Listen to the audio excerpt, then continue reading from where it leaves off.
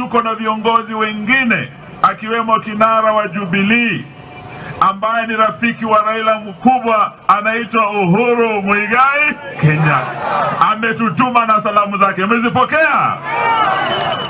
Na baba mwenyewe anajua leo na Kalonzo tumekuja kwake, lakini pia ametutuma na salamu kwenu watu wa Rongo. Umepokea salamu za baba?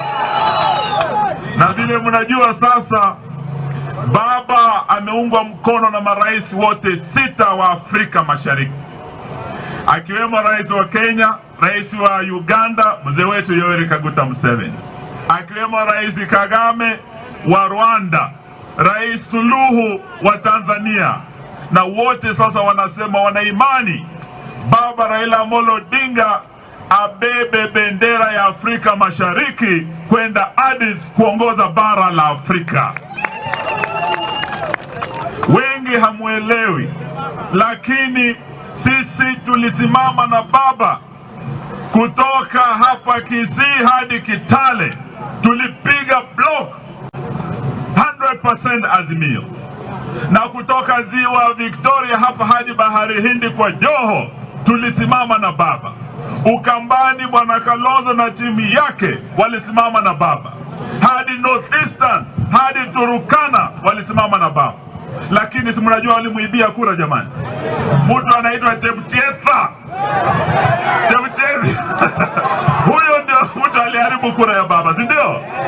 Na tukawa na maandamano, tukaenda kule Bomas.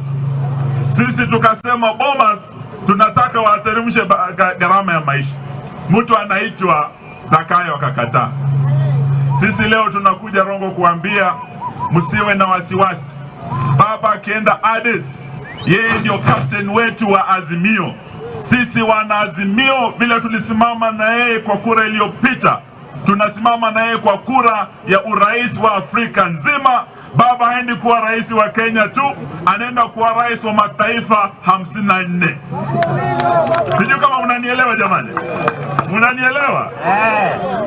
Sasa tunataka sababu ya saa msikize bwana Kalonzo Musyoka atatuambia ni kina nani ambao amekuja nao. Sisi tunasema hivi, baba akienda Addis, Azimio tunabaki imara. Kuna timu wale meochi, ile mechi imekuwa juzi Cote d'Ivoire, mnakumbuka hiyo timu? Kuna wanasoka hapa mnapenda Ivory Coast, si walicheza vizuri? Walipoteza player mmoja wakafikiria watashindwa hiyo mechi, lakini walicheza watu 10 na wakashinda. Walishinda au kushinda? Leo tunataka tuhakikishe mkikaa imara. Baba akienda Addis, tuko na Steve, huyu man Steve anatosha hatoshi? Muko